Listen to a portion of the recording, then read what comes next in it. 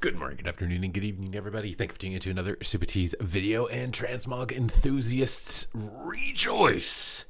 Because midnight is saved.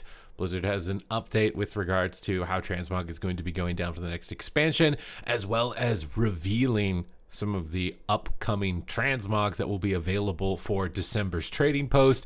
And it has some that are absolutely remarkable that you're really not going to want to miss out on. And as always, if you want to make sure that you're staying up to date with news related to World of Warcraft, educational and entertaining content, then make sure to smash that subscribe button. Your support is greatly appreciated. So if you'd been tuning into social media over probably about the past week, you would have seen a lot of content talking about 800,000 gold for the new outfit slots, and basically a lot of public outrage about how expensive Transmog was going to be getting. And the benefits of how loud that feedback ultimately ended up being is that Blizzard has reacted and responded to it and given us an update on what exactly is going to be happening. So once again, here we have the MVP Kyvax. Hello! I've got some quick updates on the development and design of the new Transmog features. We are working on making it so that outfit slot unlocks are warbind wide rather than per character. So you only need to pay gold once for an outfit slot, likely in the near future. We are also continuing to adjust pricing, including reductions to the cost to set outfits. We are currently planning to reduce the cost to save a full outfit by about 60%. So you had the outfit slot that you have to unlock, and then if you wanted to change items within that outfit, it was going to cost additional gold. I think this is talking about the additional gold by 60%. I think if it was a whole set, it was somewhere in around 5,000 gold, so now it'll be like 2,500 gold. Anytime you want to edit an existing set that you've already made, basically. If you're doing the entire thing, you're editing the entire thing, it's a little cheaper if you're just doing one piece at a time.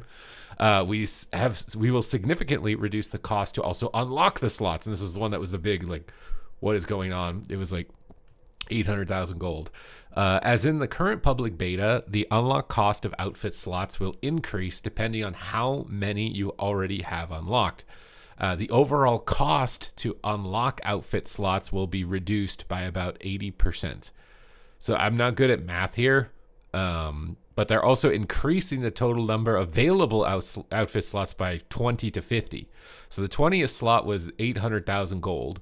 So that's reduced by 80%, but is it going to keep going up to 50? I mean, either way, this is still significantly less, I think. And it's probably overkill I don't know how many people, I don't know. I'm not that much of a Transmog enthusiast, I guess. Like, if you really think you need 50 independent sets that you can rotate between at any given moment, maybe you guys have that much. I don't know. Let me know in the comments down below. But I'm curious. I'll log on the next time that the beta builds up to see what this number is exactly, to get that information to you. But an 80% reduction regardless is still very significant, and they've addressed the other issue, which was editing the transmogs independently. We've seen a lot of feedback from players who feel that they're going to need the extra flexibility of a lot of slots. So they're obviously, okay, there's a lot of you that actually want 50 outfit slots. We expect most or all of the pricing updates to come with the next beta build. Currently expected to arrive on December 3rd. The War Band-wide update will hit the beta at a later date. As always, thank you very much for your feedback. So this, just to reiterate, goes into the fact that we got to keep giving good feedback, because they're giving good results when we're giving good feedback in that regards to situations like this, right? Things that just seem like so outrageous. Take a note of it, let them know about it, and it seems like they're going to be responding to it reasonably here. And hopefully they're going to be getting the beta update, class changes, dungeon tuning, and the like here towards the end of the day as well, because I'm really anticipating that. I want to see what's going on as far as changes, because you all know that they're changing all of the classes so significantly. But something that's just on the horizon and we are going to be able to touch down with very soon is next month's trading post. So I think this is one of the coolest ones with some of the weapon transmogs that are coming through. So obviously the trading post is a monthly resetting event where you can pick up new transmog items. It looks like there's going to be a mount in this one. It's very Tuskar themed on this go about. So we've got the little kind of mammoth mount with the Tuskar aesthetics.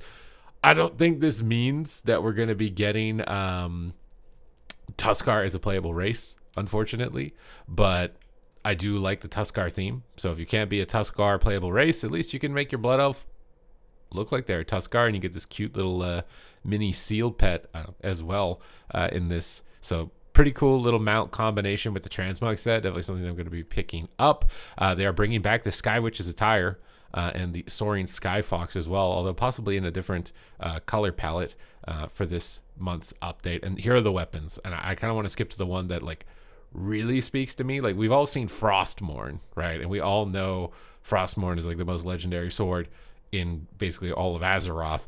But like, what if Illidan had Frostmourne and it was a Warglaive? Like, that's what I'm envisioning with this Warglaive. This is probably the sickest looking Warglaive in the entire game.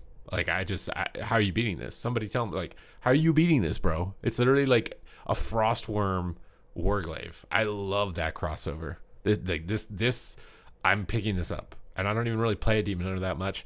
I'm still picking it up, and I'm going to pray for the day that other classes can also use Warglaives at some point, because it looks so dang awesome, bro. Look at how the frost is freezing over the wing.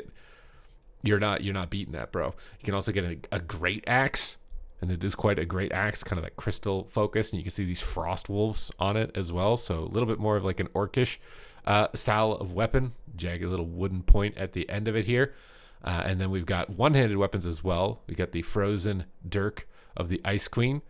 So a little bit of a dagger, frozen, obviously, as it is within the ice theme, as if Elsa got her hands on all of these weapons. And also a wand. How many of you guys even use wands as Transmog anymore? Can you even use a wand Transmog if you have a two-handed staff? It's not something I've tried. I think you can only do it if you have a one-hander. I'm really hoping actually in the future that they make like stat equalization, so you can just pick the visual weapon you want, or let you transmog two-handers into one-handers. That's fine too, because it really sucks when a two-hander is just your best itemization for the whole expansion, and you just never get to transmog a one-hander the whole expansion because it's just worse stats. I hate that so much. If you hate that, let me know in the comments down below. Maybe that's something that we need to bring up as feedback as well, because like, they're starting to be a little bit more lenient with things, right? The survival hunters are able to transmog dual wield weapons like Rexar, and then we've also seen Fury Warriors being able to transmog one-handers for two-handers. Like, I feel like this is like the next obvious step, is that a two-handed weapon can mog into a one-handed weapon, and vice versa, because a lot of these transmogs, they end up going unused because just arbitrarily the two-hander or the one-hander is the best in slot as far as your stat allocation.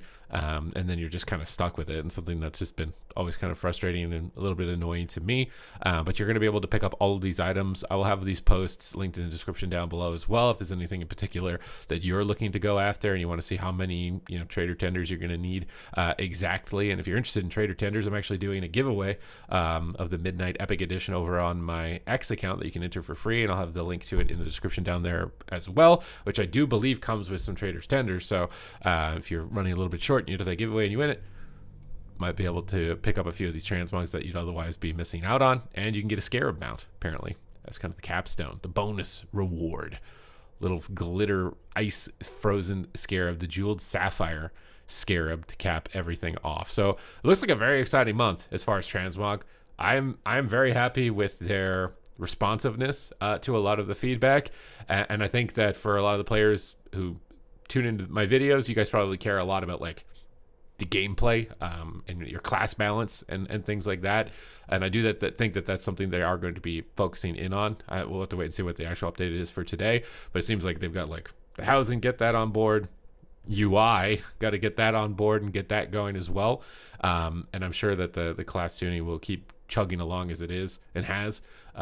So just keep bringing up your concerns. I feel like for a lot of players, the biggest concerns that I've seen so far is like the 3-second aim shots on Marksmanship Hunter, and Fire Mage being like 2 buttons, basically.